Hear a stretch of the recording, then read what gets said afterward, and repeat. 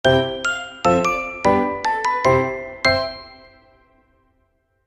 semuanya, perkenalkan nama lengkap saya Imelda Virgulawisang SEMM. Saya adalah salah satu dosen pada Fakultas Ekonomi dan Bisnis Program Studi Manajemen Universitas Nusa-Nipah. Pada hari ini saya akan memaparkan salah satu mata kuliah yang saya ampu, yaitu mata kuliah Ekonomi Mikro. Mata kuliah Ekonomi Mikro adalah merupakan mata kuliah wajib bagi mahasiswa program studi manajemen, tepatnya pada semester genap di semester 2 dengan bobot SKS 2 SKS. Mata kuliah Ekonomi Mikro membicarakan tentang dasar-dasar teori ekonomi, meliputi konsep ilmu ekonomi, permasalahan ekonomi, sistem perekonomian, perilaku konsumen, perilaku produsen, karakteristik berbagai bentuk pasar, keputusan bisnis, dan peranan pemerintah dalam mengendalikan pasar untuk tujuan-tujuan kesejahteraan masyarakat. Metode pembelajaran yang dilakukan di dalam kelas menggunakan metode student-centered learning yang berpusat pada mahasiswa. Capaian pembelajaran dari mata kuliah ini meliputi yang pertama, dari aspek sikap, mahasiswa menunjukkan sikap bertanggung jawab atas pekerjaan di bidang keahlian secara mandiri. Yang kedua, pengetahuan, mahasiswa menguasai konsep teoritis, metode, dan perangkat analisis fungsi organisasi mencakup perencanaan, pelaksanaan, pengarahan, pemantauan, evaluasi, dan pengendalian pada berbagai jenis organisasi. Yang ketiga, pengetahuan yang kedua, mahasiswa menguasai pengetahuan tentang jenis dan regulasi bisnis lokal, nasional, regional, dan global. Yang keempat, keterampilan umum, mahasiswa menerapkan pemikiran logis, kritis, sistematis, dan inovatif dalam konteks pembangunan atau implementasi ilmu pengetahuan dan atau teknologi sesuai dengan bidang keahliannya. Materi pada mata kuliah ekonomi mikro terdiri dari 1. Ekonomi mikro dan kelangkaan, 2. Analisis permintaan dan penawaran, 3. Elastisitas, 4. Teori perilaku konsumen, 5. Teori produksi, 6. Biaya produksi, 7. Pasar persaingan sempurna, 8. Pasar monopoli, 9. Pasar monopolistik, dan yang ke-10 pasar oligopoli. Hari ini saya akan membawakan materi perkuliahan dengan judul Analisis Permintaan dan Penawaran. Mari kita saksikan video pembelajaran kami di kelas. Selamat siang untuk semuanya. Siang, Ibu. Baik, apa kabarnya hari ini? Baik. Baik ya, jadi semuanya bisa mengikuti perkuliahan dengan baik ya. Baik, hari ini kita akan masuk pada topik yang baru, pada materi yang baru, yaitu tentang analisis permintaan dan analisis penawaran. Tapi sebelum kita masuk pada topik yang baru, Ibu mau menanyakan kembali tentang materi yang sudah kita pelajari pada pertemuan kita minggu lalu. Ya. Pada pertemuan kita minggu lalu, kita belajar tentang ekonomi mikro dan kelangkaan. Ya. Salah satu topik yang kita pelajari itu tentang penggolongan ilmu ekonomi dan analisis dalam ilmu ekonomi. Nah, di sini Ibu mau bertanya kepada kalian, siapa yang bisa menjawab ya tentang penggolongan ilmu ekonomi dan analisis ilmu ekonomi. Nah, kalau penggolongan ilmu ekonomi dibagi atas berapa? Siapa yang bisa menjawab? Baik. Ya, silakan. Baik, terima kasih untuk waktu yang diberikan. Saya akan menjawab pertanyaan dari Ibu. Berdasarkan dari jenis analisanya, ilmu ekonomi mikro dan makro dibagi menjadi 3, yaitu yang pertama, ilmu ekonomi deskriptif, yaitu ilmu ekonomi yang memberikan gambaran tentang suatu kondisi atau keadaan ekonomi dengan sebenar-benarnya dan apa adanya.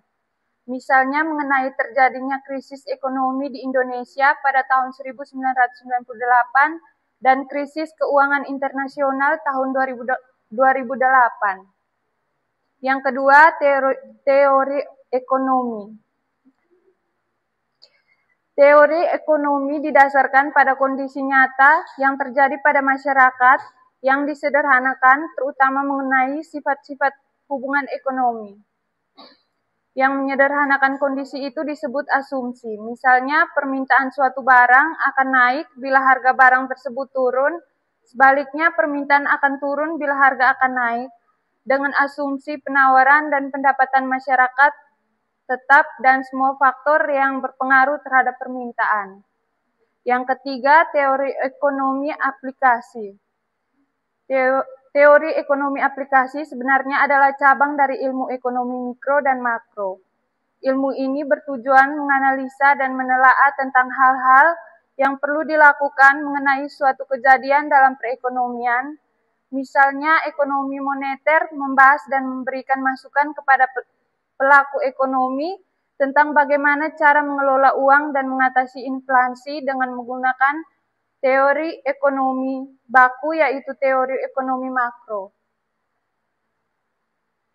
Terima kasih atas jawaban yang telah diberikan oleh teman Solapung. Tadi teman Solapung sudah menjawab ya, penggolongan ilmu ekonomi dan analisis dalam ilmu ekonomi. Kalau kita bicara tentang penggolongan ilmu ekonomi itu dibagi atas 2 ya. Ada ekonomi mikro dan ada ekonomi makro. Sedangkan analisis dalam ilmu ekonomi itu ada 3 ya. Yang pertama, ilmu ekonomi deskriptif. Yang kedua, teori ekonomi. Yang ketiga, teori ekonomi aplikasi. Ya, baik. Jadi kalian masih memahami, masih mengingat ya materi yang sudah kita pelajari pada pertemuan kita minggu lalu. Baik, hari ini kita masuk pada analisis permintaan dan penawaran.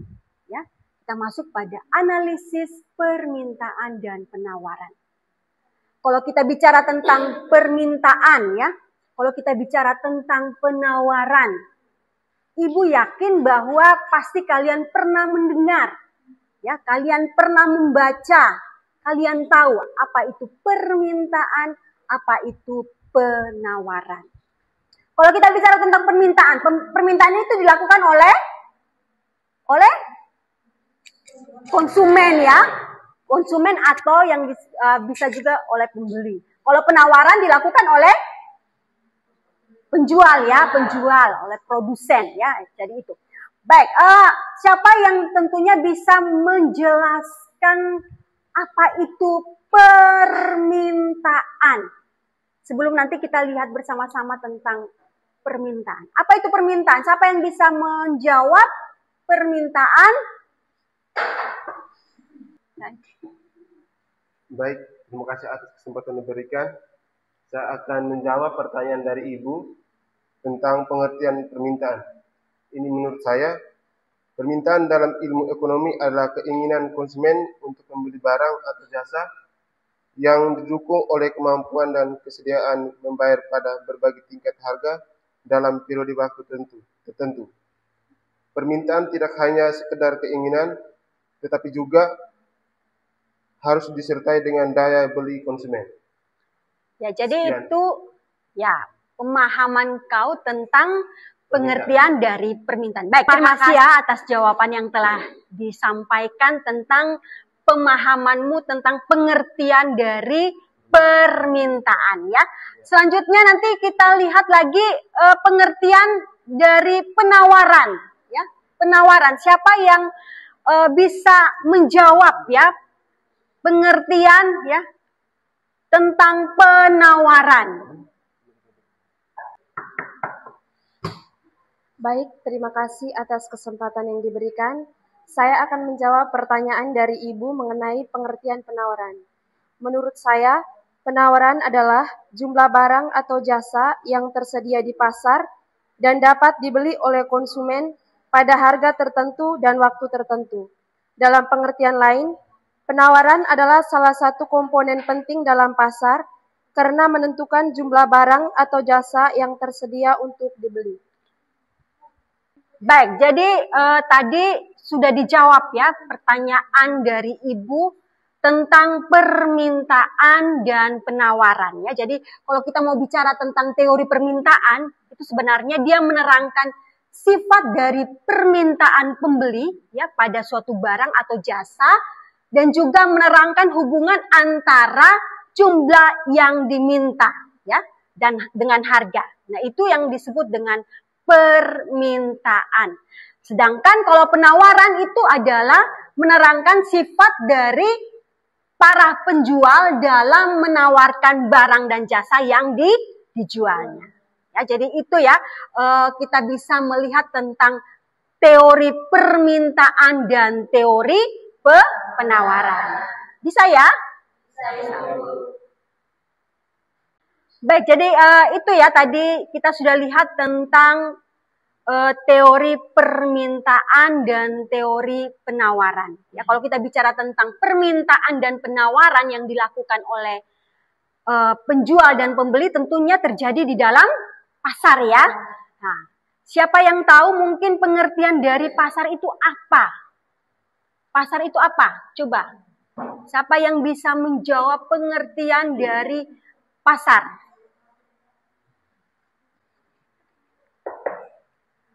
Baik, terima kasih. Waktu dan kesempatan yang diberikan, saya akan menjawab pertanyaan dari Ibu. Pasar menurut saya adalah tempat atau mekanisme di mana pembeli dan penjual bertemu untuk melakukan transaksi jual beli barang dan jasa. Pasar dapat berupa tempat fisik seperti pasar tradisional atau pasar modern, atau bisa juga berbentuk pasar virtual seperti toko online.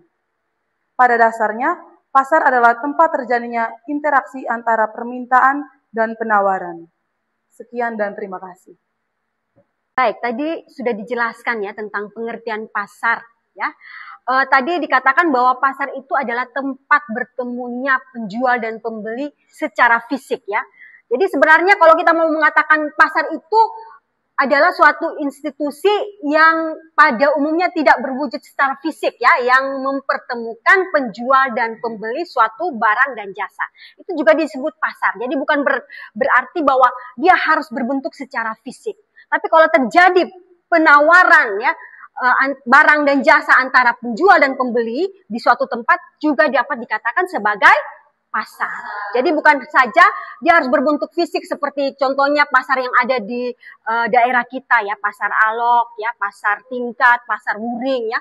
Tetapi kalau terjadinya penawaran dan permintaan antara barang dan jasa antara penjual dan pembeli itu juga disebut dengan pasar ya. Baik, selanjutnya kita akan melihat tentang teori permintaan. Nah, di sini tentunya ada penentu-penentu dari permintaan.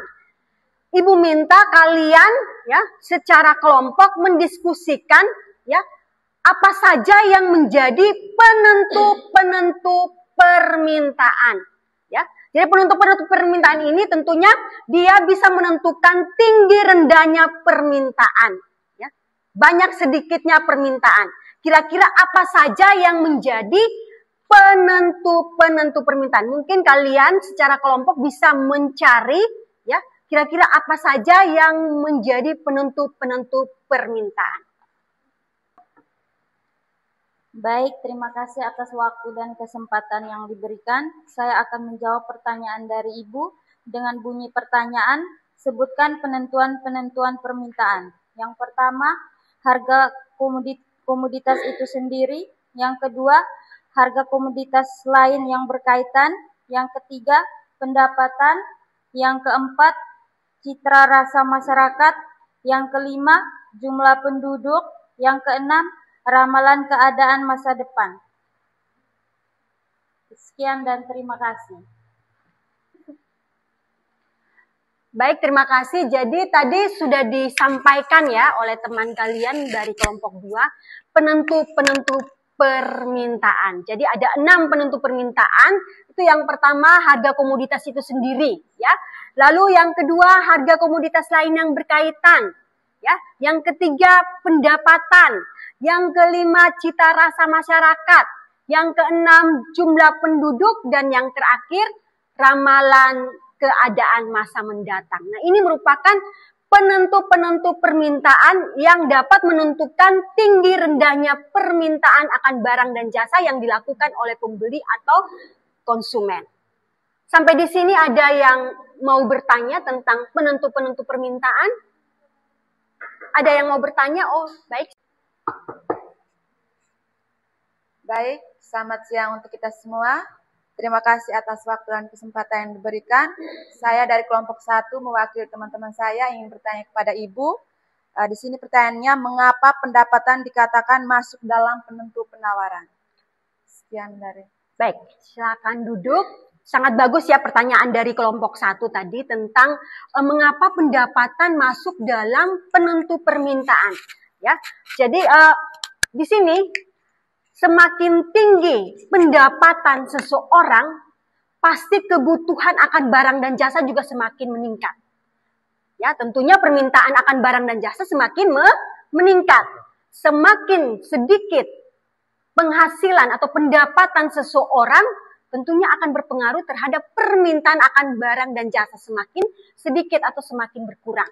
Jadi itu kalau dilihat dari penentu pendapatan. Ya, jadi semakin tinggi pendapatan seseorang, maka permintaan akan barang dan jasa semakin tinggi ya. Dan sebaliknya semakin sedikit pendapatan atau hasil seseorang, maka permintaan akan barang dan jasa juga semakin sedikit. Ya, semakin turun. Baik, jadi itu pertanyaan dari kelompok 1 ya. Mungkin ada yang bisa membantu Ibu untuk menjawab penentu yang kelima, penentu permintaan yang kelima, yaitu jumlah penduduk. Kenapa jumlah penduduk masuk dalam penentu-penentu permintaan? Siapa yang bisa jawab dari kelompok mana? Mungkin yang bisa menjawab kenapa jumlah penduduk masuk dalam penentu permintaan.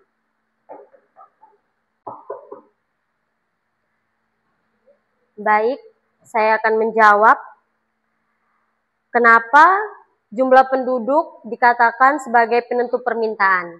Karena semakin tinggi jumlah penduduk, maka jumlah permintaan juga semakin meningkat. Sekian dan terima kasih. Iya, jadi tadi sudah dijawab oleh kelompok 3 ya. Kenapa jumlah penduduk juga masuk dalam penentu permintaan? Ya, karena kalau semakin tinggi, ya, semakin banyak jumlah penduduk di dalam suatu daerah, tentu kebutuhan juga semakin banyak, maka akan berpengaruh terhadap permintaan juga semakin meningkat. Dan semakin sedikit jumlah penduduk di dalam suatu daerah, maka permintaan akan barang dan jasa juga semakin sedikit ya. Jadi itu ya. Baik, jadi itu untuk penentu permintaan. Masih ada pertanyaan lain? Masih ada? Tidak ada lagi ya. Baik, tidak ada lagi. Yang berikut kita lihat tentang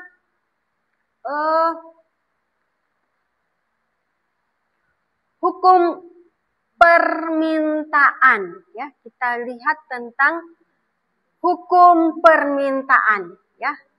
Ibu yakin bahwa kalian juga pernah ya mendengar ya, pernah belajar tentang bunyi hukum permintaan ya. Jadi kalau bunyi hukum permintaan itu semakin tinggi harga barang, maka permintaan akan semakin tinggi harga barang, maka permintaan akan turun ya. Dan sebaliknya semakin sedikit ya harga barang, maka permintaan semakin meningkat. Nah, di sini ada mekanisme hukum permintaannya ya. P naik ya, Q-nya turun. P turun, Q-nya naik. Di mana kita tahu P itu adalah price atau harga, Q-nya adalah quantity demand atau kuantitas jumlah barang yang diminta dan jumlah barang yang diminta ya. Jadi itu ya mekanismenya P naik, Q D turun, P turun, Q D naik. Jadi ini tentunya dapat mempermudah kalian untuk memahami bunyi hukum permintaan. Harga naik, jumlah yang diminta turun, harga turun, jumlah yang diminta naik. Ya. Baik, selanjutnya kita masuk pada penentu penawaran. Sekali lagi Ibu minta coba kalian ya secara kelompok untuk mencari ya apa saja penentu penawaran. Ya. Penentu penawaran. Tadi kita sudah lihat tentang penentu permintaan. Nah, siapa yang kelompok mana yang bisa menjawab kira-kira penentu penawaran itu apa saja yang dapat menentukan tinggi rendahnya penawaran? Kira-kira dari kelompok mana? Ada yang sudah bisa mencari jawaban penentu penawaran?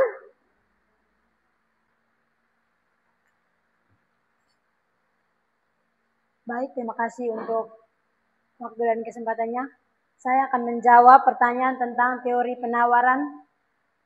Teori penentu penawaran. Yang pertama itu harga komoditas itu sendiri, yang kedua harga komoditas lain, yang ketiga biaya produksi, yang keempat tujuan perusahaan, yang kelima tingkat teknologi yang digunakan, dan yang keenam musim. Sekian dan terima kasih. Baik, jadi tadi sudah disampaikan oleh salah satu teman dari kelompok 4 tentang penentu penawaran ya. Jadi ada 6 penentu penawaran, itu harga komoditas itu sendiri, yang kedua harga komoditas lain, yang ketiga biaya produksi, yang keempat tujuan dari perusahaan, yang kelima tingkat teknologi yang digunakan, dan yang keenam musim. Nah, ini termasuk dalam penentu penawaran ya. Salah satunya adalah biaya produksi ya. Ibu bisa menjelaskan tentang biaya produksi ya. Kalau semakin tinggi biaya produksi yang dikeluarkan oleh perusahaan, maka penawaran barang dan jasa semakin sedikit. Dan sebaliknya, semakin sedikit biaya produksi yang dikeluarkan oleh perusahaan untuk menghasilkan barang atau satu produk, maka penawaran akan barang tersebut semakin meningkat. Jadi itu kalau dilihat dari sisi penentuan yang ketiga, yaitu biaya produksi. Yang berikut kita lihat bunyi hukum penawaran. Tadi ada penentu permintaan, lalu ada hukum permintaan. Sekarang kita sudah lihat tentang penentu penawaran. Yang berikut kita lihat bunyi hukum penawaran. Bunyi hukum penawaran, ada yang tahu, ada yang ingat? Bunyi hukum penawaran? Bagaimana bunyi hukum penawaran?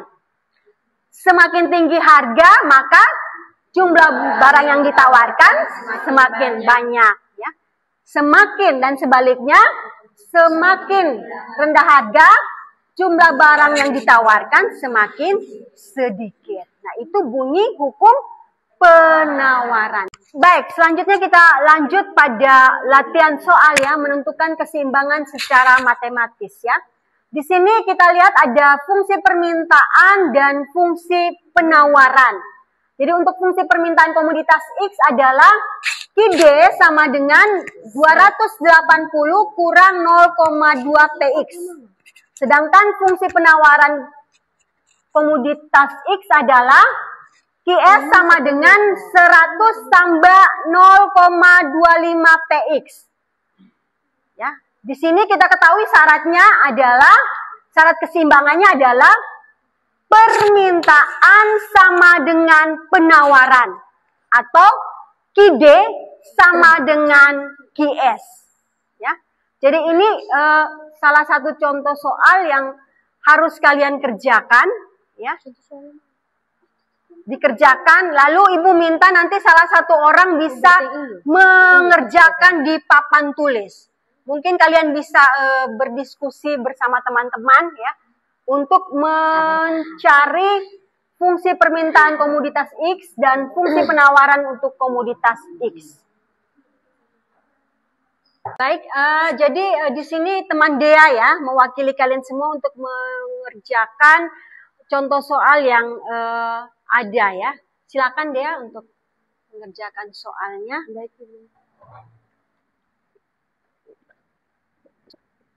Baik ya, jadi tadi teman dia sudah coba mengerjakan contoh soal untuk fungsi permintaan dan fungsi penawaran. Di sini kan kita ketahui bahwa ID sama dengan 280 kurang 0,2 PX. Sedangkan untuk QS-nya 100 tambah 0,2 PX. Tadi persyaratannya bahwa QD sama dengan QS ya, menjadi 280 kurang 0,2 PX sama dengan 100 tambah 0,25 PX menjadi 280 kurang 100 sama dengan 0,25 PX tambah 0,2 PX.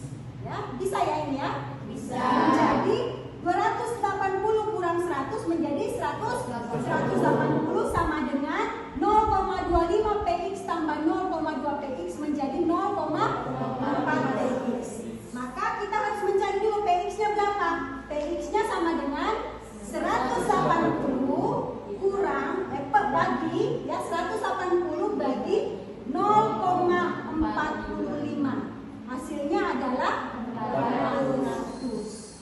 Maka idenya sama dengan 280 kurang 0,2. Kita sudah ketahui ya PX-nya adalah 400 sama dengan 280 kurang 80 sama dengan 200 ya. 400 komoditas barang yang diperjualbelikan sebanyak 200 unit ya. Dengan harga 400 maka barang yang diperjualbelikan sebanyak 200 unit. Jadi sampai sini bisa? Bisa ya? Bisa. Oke, akhirnya jadi perhitungan untuk fungsi permintaan dan penawaran materi kita sudah selesai untuk analisis permintaan dan penawaran ya. Jadi tadi kita sudah belajar ya beberapa hal. Yang pertama tentang permintaan ya, tentang penawaran, tentang penentu-penentu permintaan, tentang penentu-penentu penawaran, hukum permintaan, hukum penawaran, dan pada akhirnya kita coba menghitung ya fungsi permintaan dan fungsi penawaran. Jadi untuk perhitungan ini untuk fungsi permintaan dan fungsi penawaran nanti kalian akan diberikan tugas yang tentunya harus kalian kerjakan dan akan dikumpulkan pada minggu depan. Ya, jadi sebelum kita mulai perkuliahan nanti Ibu minta ketua kelas untuk mengumpulkan tugas yang sudah Ibu berikan di atas meja ini ya untuk fungsi permintaan dan fungsi